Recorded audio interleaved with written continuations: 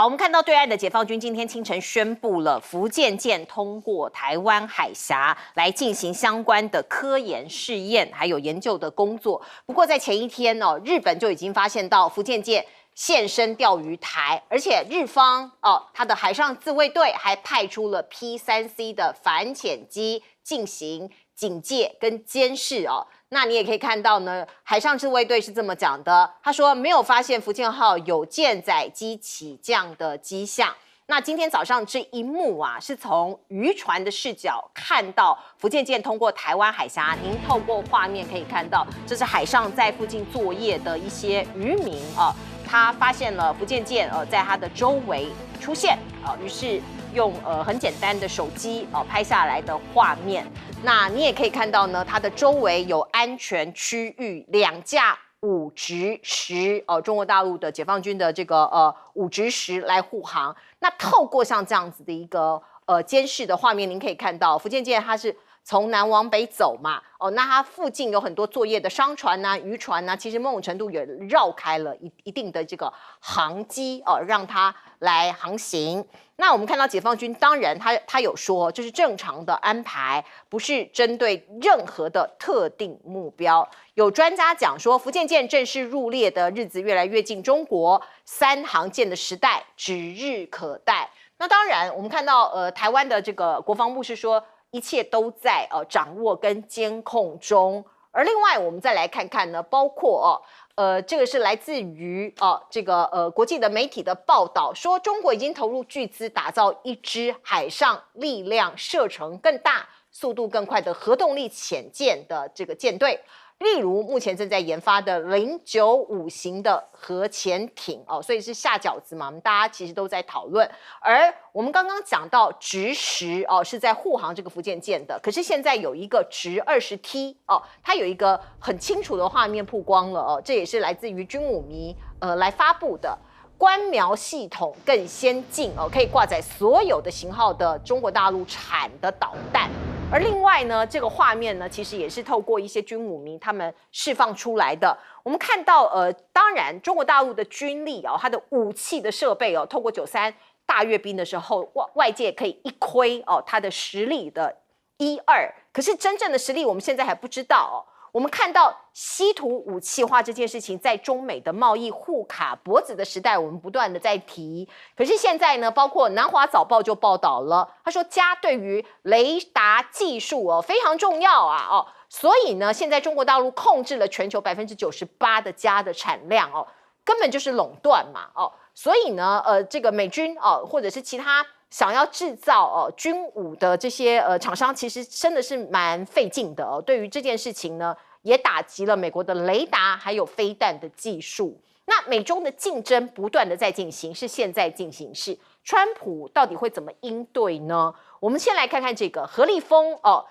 他下一个礼拜据说会跟贝森特会晤，2个大国要讨论什么呢？贸易还有国安的议题那这个是我们看到来自于媒体的报道。而另外呢，川普做了一件事情这是不是一个 sign 是不是一个这个预兆？对于对中鹰派的官员他提名撤销了这个人大家看一下这一位先生他叫做海德他本来被川普提名出任美国商务部出口管理助理部长的人士，因为他要负责国安相关的出口管制这个不要出口到中国大陆去，帮助中国大陆发展科技。可是现在这个人的人事案被撤销了所以也有他们国内美国的专家就很忧心说不希望政府打算进一步减少美国对中国销售先进技术的限制，所以他是要放宽了吗？外界也都在议论纷纷。而另外包括太空站也是美中竞逐很激烈的一块区域。我们看到 NASA 现在更进一步禁止中国大陆的公民越雷池一步过去它某种程度是有放宽，就说如果你有美国签证的中国公民，你可以当承包商啊，你可以当研究生啊，或者是大学里头的科研人员这样子的身份哦，去参加 NASA 的研究工作。可是从9月5号开始，中国公民一律禁止你登入总署的数据系统，也禁止你参加实体或者是网上的工作的相关会议，把它整个围堵的密不透风。那我们也可以看到，包括川普这样疯狂的围堵，到底有没有效呢？我们讲的是贸易，中国大陆它减少对美国的出口哦，没有错，过去3个月。可是对于非洲啊，还有东协啦，还有欧洲的出口增加非常多，甚至欧盟进口的中国商品比美国多了60%哦。那另外有一个订单来了，这是 C919，中国大陆自己造的商用大飞机。它第一笔海外的这个订单来了，就是马来西亚哦，有可能哦，或者是马来西亚旗下的亚洲航空可能会买哦，可能是第一个海外的买家。来，请教赖老师。如果福建舰交付这个大陆的海军使用的时候啊，大陆就正式进入了3航母的时代。3航母有什么意义啊？跟各位报告一下啊。我想这个吕氏在这边啊，因为一般来讲，我们的海军有1/3是通常都是在维修，那有1/3的舰队，它基本上是在训练，另外1/3是在执行勤务。那3航母的一个时代，也就是说，中国大陆啊，在未来啊，它一旦任务需要的时候，它至少会有2个航母战斗群可以去进行啊这个军事的行动。虽然说有1艘在维修，但是有1艘训练随时可以转化成为作战军事任务。那另外1艘是在执行勤务。那这个等于是说2个航母时代可以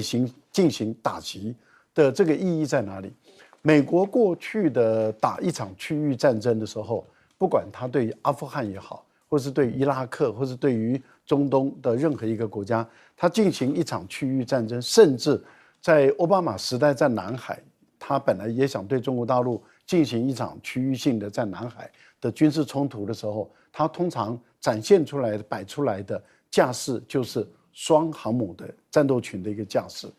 那你想想看，以美国这样的一个航母的一个有经验的老手来讲，他打一场区域战争都是双航母。那中国大陆也已经具备有双航母的一个战斗的一个时态，也就是说，他已经完全有能力打一场区域战争了。这个打一场区域战争，简单的来讲，如果在南海，那要打菲律宾的话，那就有足够的2个航母打的一个状态。过去解放军也曾经以辽宁舰跟山东舰在菲律宾的东部跟菲律宾的西部进行这个双航母的攻击的这样一个态势。现在有福建舰进来，那就更不一样了哦。所以我在想，就是说，当中国大陆的这个福建舰编入列到海军的时候，那中国大陆的这种这个在区域战争的这种战力就可以跟美国相抗衡了。另外一个部分里面就是说，以现在大陆的造舰能量，它只会越来越多，而不会越来越少。也就是说，今天有3个航母，未来4个、5个、6个、7个、8个这样的一个航母的一个呈现，我觉得会形成一个更大的一个战斗力。还有一个部分里面就是您刚刚提到的潜舰的部分，这个是美国的海军的一个研究报告。美国海军的研究报告里面，他们现在越来越担忧，担忧。那法国的研究报告也出来了，在今天法国的大媒体里面，他也登出来，就是说，美国很明显的在潜舰这个部分，核动力潜舰跟常规动力潜舰这个部分，美国很明显的已经落后于中国大陆了，因为美国他们的理想的目标是维持每一年能够造2艘潜舰，可是他们现在做不到了。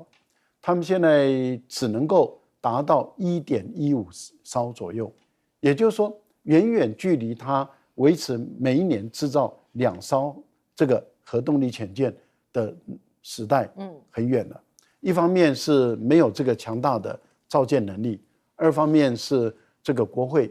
编不了这个钱，3方面是因为他们的原来的这个水面战舰跟水下战舰的年龄都太老了。所以他们一直在退役中，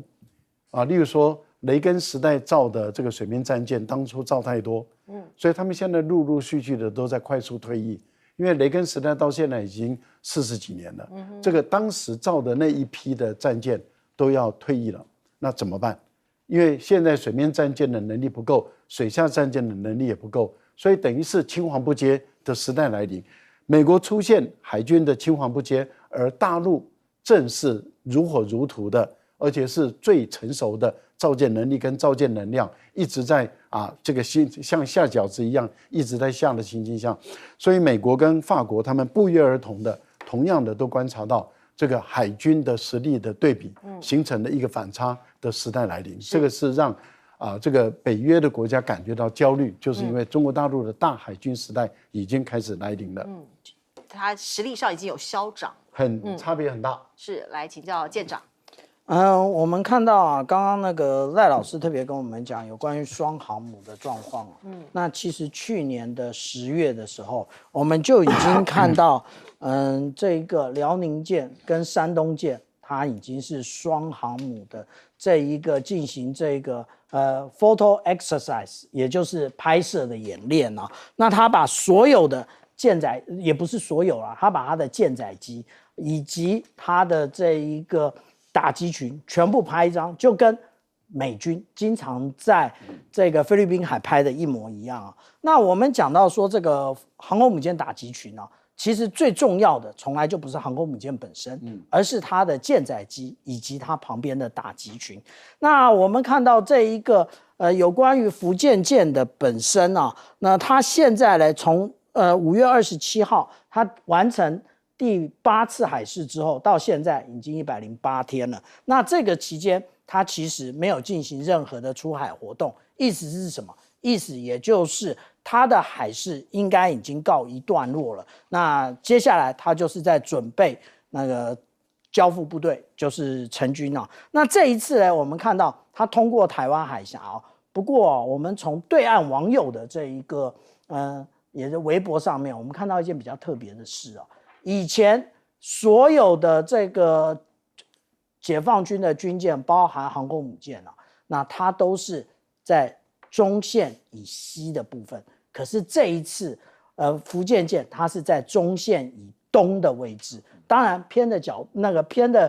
距离并不远，但是这就是一种姿态啊。那在我们看到2019年的11月17号，其实当时的山东舰也是从大连造船厂直接回到三亚，通过台湾海峡，然后它到达三亚之后呢，很快的就办理成军了。所以我们是这样子研判啊，它很快要成军。至于所谓的科研试验以及训练任务呢，只是告诉大家日子没有那么快。那另外呢，我们看到啊，这一次他在台湾海峡这边办护的舰艇啊，其实这里面又有猫腻了。为什么？因为它这是一个东部战区的编队，然后这上面的这个是8000吨的这个现代级，下面的是7500吨的052C。大家会觉得这2条船其实比较旧，但是我们必须说啊，当这上面这一艘啊是杭州舰，杭州舰不是第一次跟这个福建舰同框，它在去年的5月4号，也就是第一次海试的时候，它就已经同框了。这里面是不是有一种隐喻，也就是未来它会编入东部战区？只是因为现在东部战区呢，它没有适合的港口，而且有另外一个因素，现在台湾筹获到了这个射程到达300公里的 HIMARS， 他们为了安全理由部署在三亚。而且按照中国大陆现在域外国家的一天到晚什么航行自由行动啊，或者是这个菲律宾的搅局啊，其实它放在南海也是很合理的。有另外一件事情，也就是是不是8个月到1年之中，山东舰也会很快的进去就跟辽宁舰一样进行性能提升。性能提升它不用很久，大概1年就出来了。也就是在隔一年2027年的时候，正好是解放军3艘航母全战力投入那个附近台海周边的反介入。所谓的反介入就是跟台湾一点关系都没有，它反介入的对象是美国以及那个其他域外国家，例如说加拿大啊，例如说澳大利亚这些国家。是了解。来请教董哥。大家可以看到中国大陆的辽宁、山东、福建那这个战力展示出来。但是大家都知道，他最厉害的不是这一些呀因为这次93的那个大家都已经看到了那个55马赫是什么一个概念，没有东西可以拦截的。大家想一想看那弹头是核武，全世界没有东西可以拦截的。好，那我讲其实现在大家记得上个月8月12号那时候美国就宣布了，说所谓的中美这个关税战再延长3个月。那他前面已经延长了，为什么又要延长？因为他想跨过了川普要跟习近平碰面，这个时候不要再制造一些困扰。这是企图就很明显。3个月，你知道 APEC 会议是在韩国的庆州举行，是10月31号，所以他是要跨过。那跨过以后都连耶诞节的时候都那大陆的那这些商人都还可以卖很多产品到美国去。所以它里面其实很多放松，或者他的美国的希望川普总统跟习近平好好的会面然后能给营造自己一个很强的一个意识啊。为什么？因为这次的93川普意味深长的，因为他看到金正恩看到普丁，然后莫迪他们也都去了他看到了看到他们3个，川普很酸呐他说哎呀，中国大陆那个我都有看他们都没有感谢美国好像自己是很重要，都没有被讲到里面但是我们其实可以看到因为川普做很多事情都匪夷所思大家都知道这2天在美国最大的新闻是一个名嘴亲川普的然后被人家杀害，真是很残忍，你知道吗？可是川普做了很多举动是很不可思议的。他事情一发生，他马上宣布，为了这个人，全国降半旗4天。他讲这是什么伟人是然后接下来说我要颁给他总统自由勋章。然后大家看了一堆的动作，他现在先下一个命令全世界的名嘴各位朋友，全世界名嘴跟新闻评论，谁只要用3笑，3笑就是说你把他当作笑柄，或把他来很不庄重的来批评的人，不准入境美国。那董哥你要小心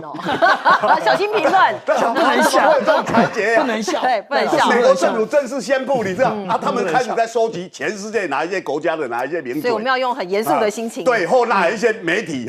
是在讲这件事情，用来那个的话不准他进入美国，用来做制裁美国的玻璃心也是很特殊。但是我讲大家可以看到，川普现在积极的想跟习近平会面，营造一个说你们93，你们这2个没有我分量重那我的分量是怎么样？我们才是我才是世界上真正的霸主。他要展现的这样，他想逼习近平做了某一些的让步，可以让他去敲锣打鼓。川普永远认为自己是世界第一那习近平没关系，你做第2、第3我都没有意见他要有一点这样可以自我炫耀，这就是他个性嘛。那我们往下看就知道，美国其实私底下会做一些让步，来获得他表面上的胜利。董哥刚刚提到的这位名嘴，他叫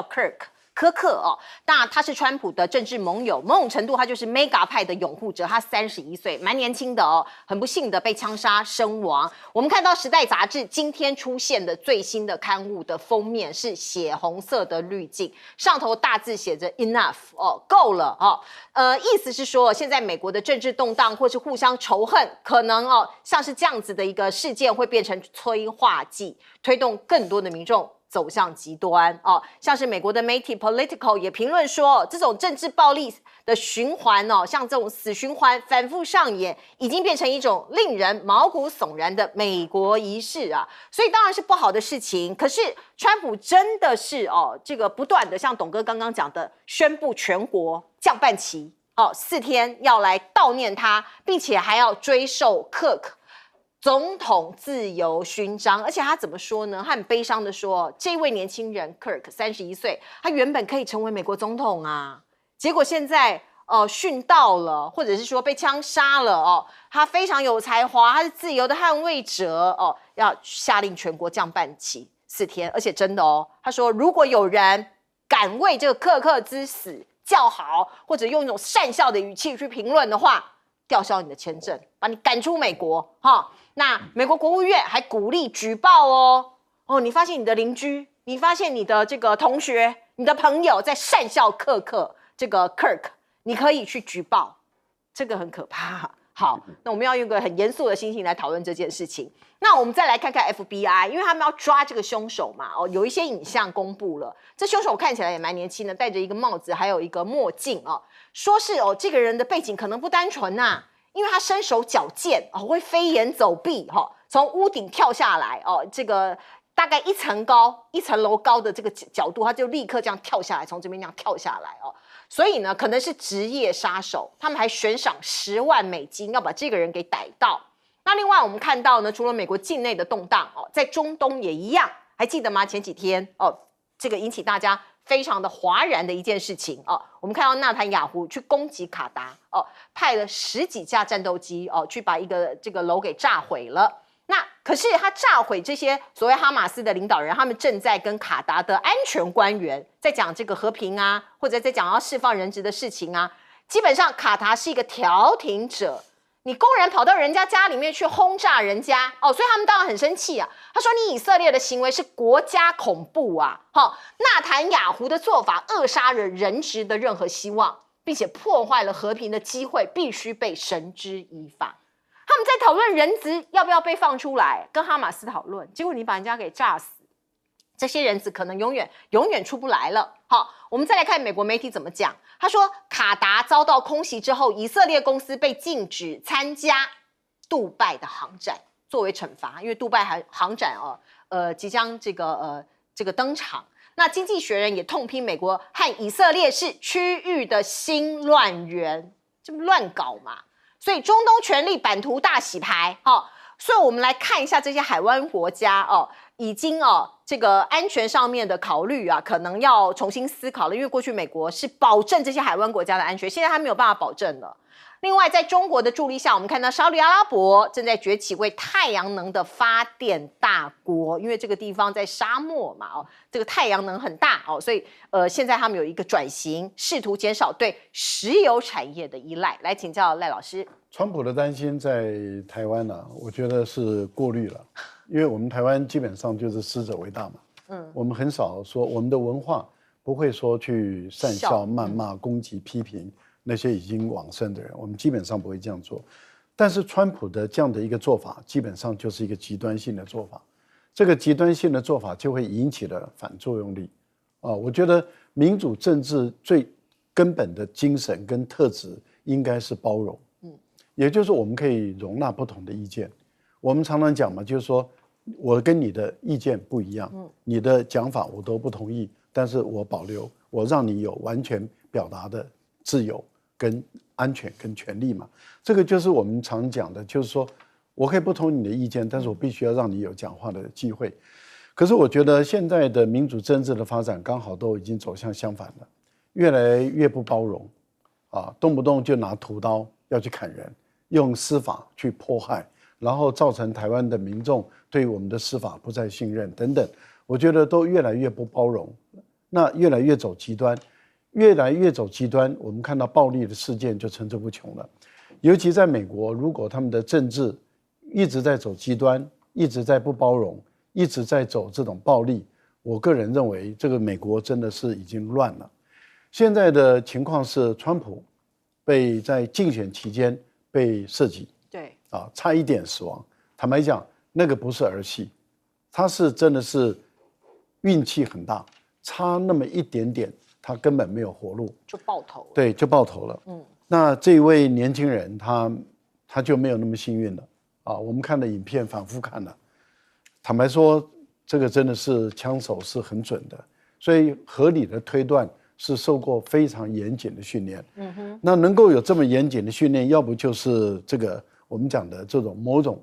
这个已经自己不断的自我训练，要不就是在于美国的军事机构是受训练的。那这样的一种人，是不是可以赶快查得出来？这个影片我反复看了好几遍，很明显的，他是整个从埋伏到撤退的路线都是勘察很多遍，设计好，所以他的整个移动撤离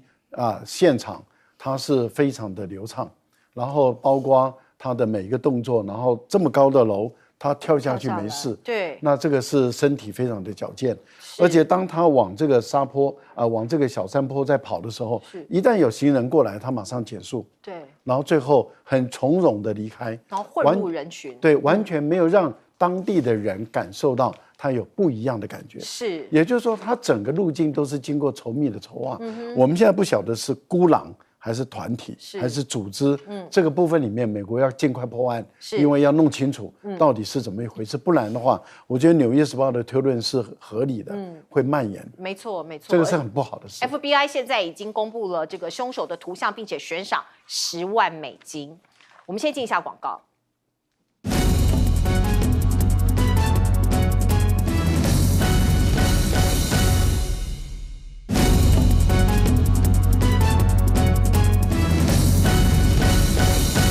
好，我们看到以色列空袭卡达之后，像是以色列啊，它的所有公司都被禁止参加杜拜的航展了。以色列已经不是第一次被禁止参加航展了哦。那在今年的6月17号，那时候以色列也是用了非常多的飞弹攻击了，伊朗。那个时候呢，其实巴黎航展也是一样啊。那巴黎航展呢，或者是这个杜拜航展，其实都是世界首屈一指的航展了。我们看到的就是这个，就是巴黎航展。其实我们看到这边拉斐尔，或者是这边 IAI， 这都是以色列的这个军火商啊，可是通通都用黑布拉起来，也就是人家担心它在这一个航展出现，其实会造成不确定的因素啊。那甚至外面呢还派上了特警啊。所以我们这样讲啊，也就是以色列这一些举措啊，他认为都是合理的，他认为都是可以确保以色列的安全的，真的是这样吗？还是为了纳坦雅胡他的一个政治生命可以不断的延长，不断的对外打仗，然后不断的有那个其他的国家施加压力，他就可以继续干下去啊？那以色列的武器啊，坦白来讲啊，它实际上来讲就是在这个世界上是首屈一指的。我们刚刚讲到攻击多哈的这个装备啊，这个装备其实就是空射型的这个弹道飞弹啊。那这个弹道飞弹呢，其实不是以色列独家，而是以色列跟美国雷神公司合作的，而且必须要美国同意才可以使用。所以我们的董王川普说：“我都不知道，所以现在就被拆穿了。”美国人根本就知道。对，好，我们进一下广告。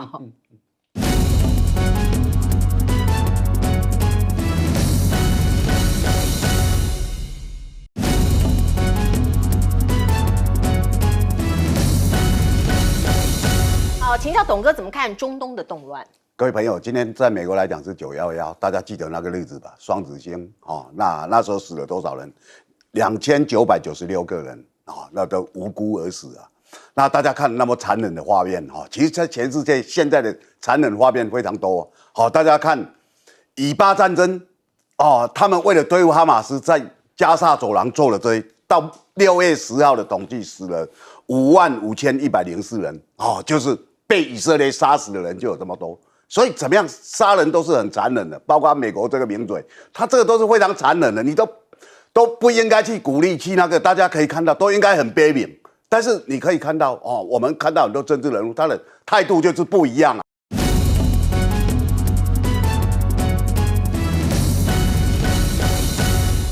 好，赖清德还在跟在野党斗气，他说屠刀不在我手上。昨天我们看到柯文哲在这个进去北检进去北院的时候，有记者问到这一题，他张大了嘴。我们来看看，屠刀一直都不在民进党的手上。主席赖清德说，行政没有干预司法，叫在野放下屠刀。你知道露露都看谁结婚吗？在野放下。谢谢。叫在野放下屠刀，屠刀到底在谁的手上呢？我们来看看网友的认知是什么。屠刀一直都不在民进党的手上。好，我们看到最新消息是，北院刚刚发回重审，撤销柯文哲交保案，因为北检不是抗告吗？他抗告成功了，高院就说啊，你柯文哲的交保案要发回更审，发回重裁哦。所以现在柯文哲到底会不会被抓回去关？怎样哦？后续的消息我们都会密切的来关注。而另外，我们来看看民意怎么看。台湾民意基金会的最新民调显示，有42%的人认为柯文哲案是冤案，有38%不同意哦。社会看法的分歧啊，显现了哦，台湾应该还算是一个蓝绿哦，或者是一个政治上面分歧很大的国家。可是游盈隆就说，多数人来这边多数人同意这是冤案。倾向是冤狱，这必然会滋生强烈的政治效应，带来可观的政治后果。而现在高院发回，北院更裁柯文哲会不会被交保这件事情可能还会再掀起另外一阵这个政治的巨浪。如果他又被关回去的话，那我们再来看看赖清德是不是对于抗中的神主牌这个牌要打到底呢？我们先来看看三军士官学校的开学典礼，赖总统一度搞混了军风松口一情况，愿意跟中国交流，因为他讲错了啦，空军忠诚，海军忠义，讲到一半他又改口，其实是陆军忠诚，海军忠义，空军忠勇的军风，讲错了，改过来。可是跟对岸有没有可能交流嘞？他说有一个条件，什么条件？中国如果可以跟台湾对等尊严，我们很愿意跟中国交流合作。而另外我们看到现在呢，两岸都在做外交，拼外交，而且很罕见的，这是来自于路透社的报道，台湾跟中国的外长同一个礼拜出访欧洲，同一个区域，都在中东欧林佳龙9月10号在欧洲访欧之旅，而且地方就在捷克东欧这个地方。王毅是9月12号到9月16号。那我们再来看看呢，国会议员也经常有一些国会外交。那来自于民进党的立法委员林楚英就说：“我去法国，结果亲身体验什么叫做中国外交人员的窥探，还有监视。我连吃个饭都有中方人员在楼下徘徊。”文化部长李远也几乎是一模一样的说法说他在访问巴黎的时候也遭到中方干扰。好啦，我们看到这样的说法，是不是有点像是沈伯洋？不过沈伯洋的这个情节比较夸张啦大家来回顾一下。他说2023年他在立陶宛参加世台会结果呢，旅馆有人进来动了他的东西，而且还留下一个吃剩的炒饭便当。这件事情到现在还是悬案，不知道到底怎么回事，因为他去调了旅馆的监视器，说是没有人进出他的房间所以很奇怪。那另外我们再来看看，包括很关心的美国对台湾的这个关税到底是几%我们看到美国商务部部长卢特尼克接受 CNBC 的访问，他说跟台湾的大型贸易协议要出来咯跟瑞士也会达成共识。可是我们比较关心到底是被课多少税呢？台美进展到底如何了呢？行政院经贸谈判办公室的副总谈判代表严慧欣说其实这个听起来也是空话。他说这个持续推进双方皆肯认有一定的进展就认为有一定的进展。可是进展到底是什么？讲了半天还是没有讲清楚嘛绿色的这个民进党的立法委员赖瑞隆就先报喜，他说这个讯息他解读透露了税率可望在下可是我看了半天也看不出来到底税率会再往上还是往下都不知道那我们再来看看，包括台湾关税谈判的背后包括华盛顿观察家报有说了一个内幕说世界各国的领导人排队来跟川普面对面谈判都有照片有影片。可是台湾的官员却意识到，他们似乎无法有这样的一个特权，我们可能就只能在门外徘徊，没有办法面对面。来，先请教董哥。大家看柯文哲这个案子就是这等于说是一个很大的震撼地方法院上个礼拜五裁定柯文哲可以放，对不对？大家都看了这几天的一个情况的变化，然后柯文哲就出来了。那出来以后就是现在台北地检署不服气，他就跟地方法院的上级高等法院提出抗告。高等法院刚刚的裁决，就是说你地方法院你过去压他的时候，跟现在放他的那个理由是矛盾的嘛，不能一致，所以就发回要求你再重新再来做裁决。所以接下来就是看地方法院，的法官是不是同意把柯文哲继续再压起来。这个压起来当然会有一个政治的风暴哦。那大家看了就是下来的过程就是这样。但是柯文哲显然有警觉，各位朋友你要看，他刚出来的时候讲了很多话是很政治的，我绝不投降你们跟我收手了1整年什么都收不到那大家看了他有一些这样的发言。那后来大概律师跟他建议说，你出来最好全心全力在打官司，不要涉及太多政治。所以他就柯文哲就讲话，从那一天讲话以后就比较谨慎。然后后来他有出庭出好几次，他就穿西装了，各位可以看到，就比较中规中矩，比较这样。那这是一个观察了。我跟朋友讲就是说我们看在台湾像这种丢来丢去的，你要得罪北检，我就一直跟你抗告。如果这回又裁，我又继续抗告，他就一直跟你。柯文哲曾经被这样过嘛，所以你为什么台湾的司法的相信度那么低？不相信北检的有将近60%了，50%几。那一个地检署被人家这么不信任，其实是很可悲的那因为它里面有很多作为超乎常态啦。好，那我来讲什么叫超乎常态呢？你可以看林佳龙去的捷克这捷克这国家。他的参议院跟众议院的议长都曾经到台湾，而且到立法院去演讲、去拜访。那他跟中国大陆是邦交国，那我们可以看到我们的外交部长林佳龙去了，然后在那边参加公开的活动。那现在全世界都在关注说，王毅也去啊，对不对？王毅12号到16号去了3个国家，也在附近啊，都欧洲这些国家的附近啊，怎么会这样呢？那这个其实就很有蹊跷。各位朋友记得这次在大罢免之前我们大罢免是726跟823，6月我们就传出来了去年1月13号萧美琴、赖清德这一组当选了，萧美琴就跑去捷克访问，结果呢就号称中国大陆派人跟监，还要用车撞他的车。那这个消息一直没有出来，到今年6月才出来，隔了15个月突然出来，为什么？因为那时候要大罢免，要制造一个氛围，中国大陆一直在打压、在破坏我们，甚至要开车撞我们的萧美琴。然后所有这些罢团的这31个人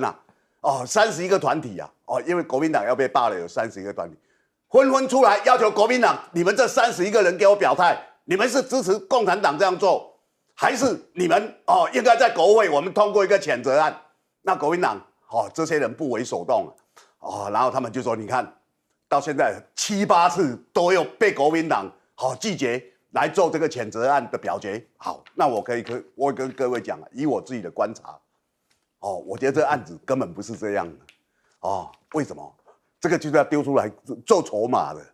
如果萧美琴那时候是被跟监，那时候的总统是蔡英文，那时候早就应该讲出来了，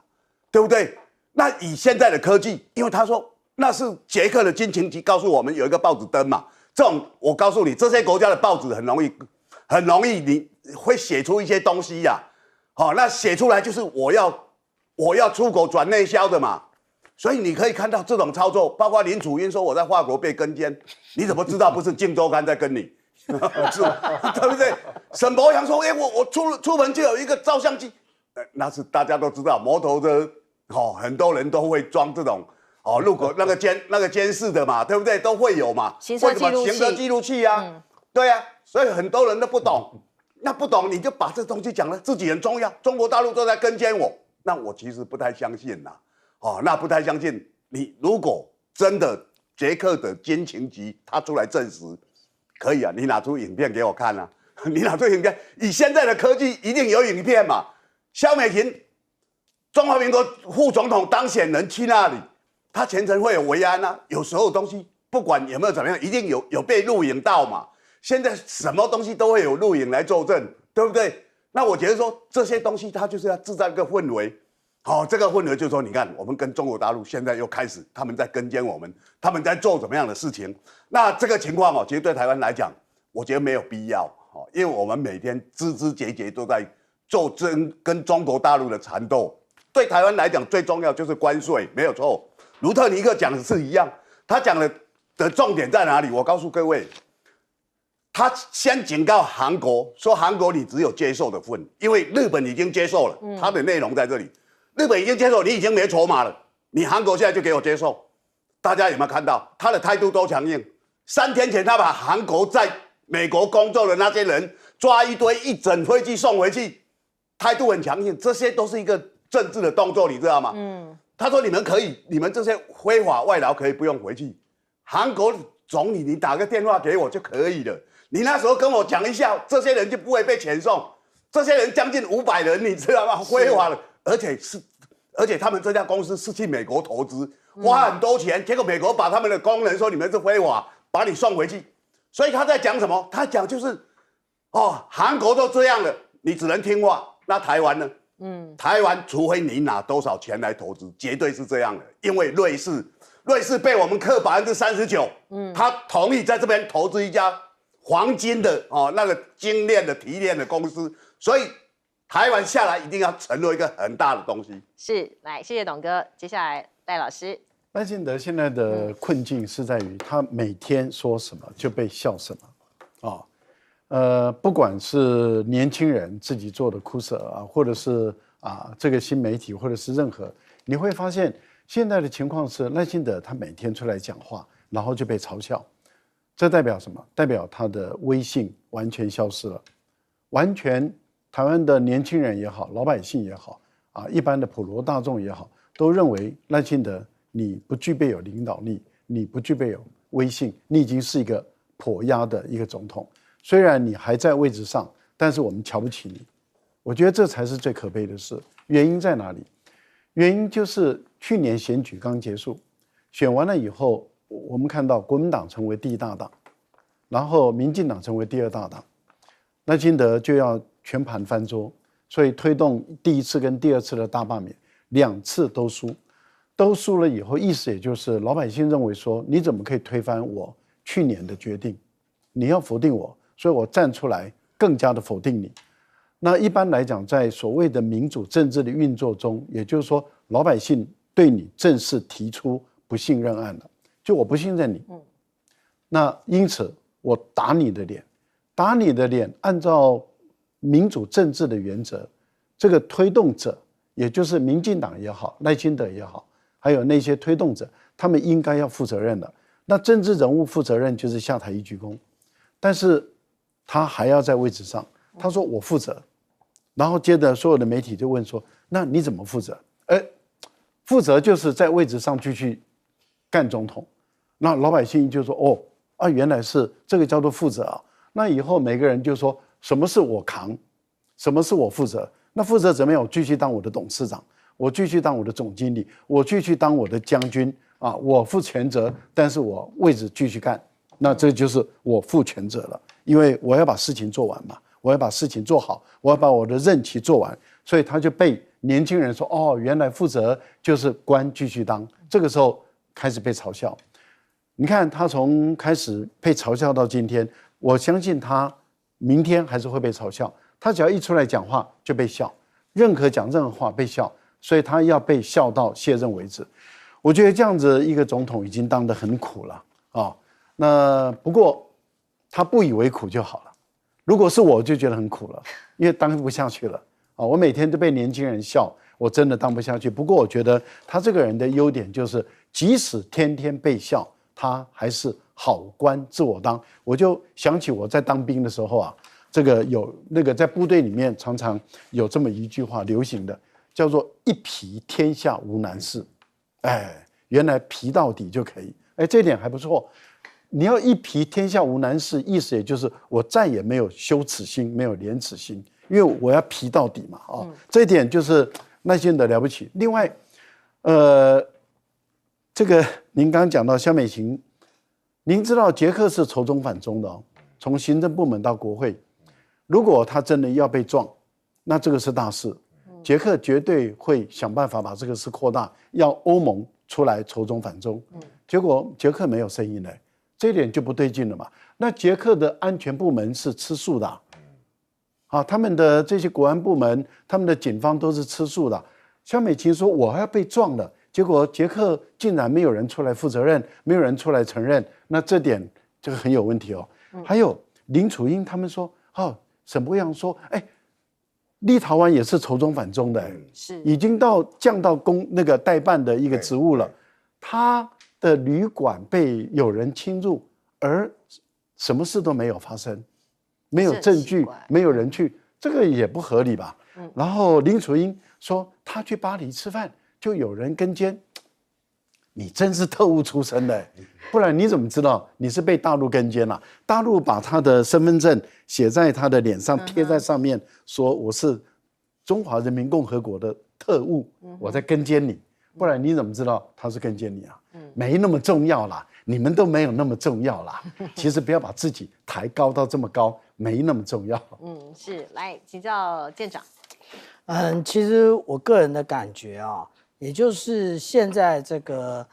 我们讲到赖清德总统他的团队啊，到部队去进行演讲的准备，实在是不如蔡英文总统啊。不是我在挑拨啊，而是我们想一想，当初蔡英文总统第一次到部队里，他讲了什么金句啊？他讲的可是啊，油漆跟割草不会让部队变得更好啊。然后大家就哇，那个所有的部队都是跟长官讲，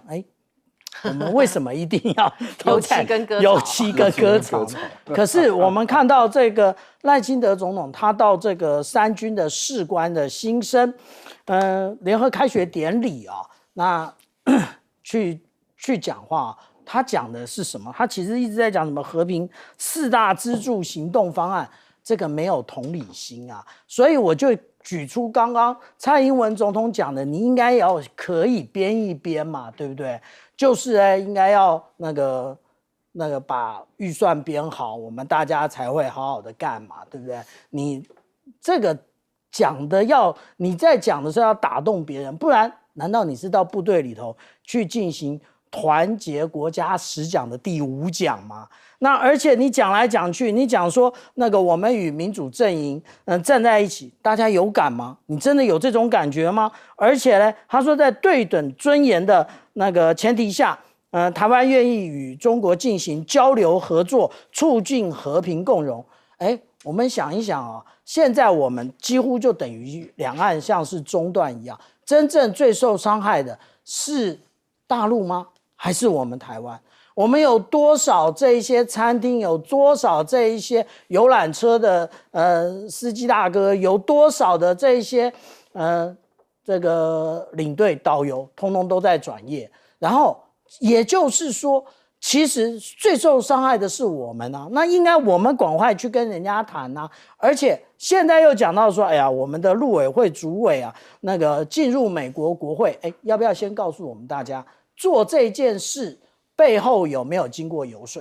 那如果说这样子，大家讲说，哎呀，我们台美之间啊，坚若磐石啊，那我想请教一下，为什么我们的这一个去谈关税可以谈成这个样子？现在又放出了新条件在里面呢、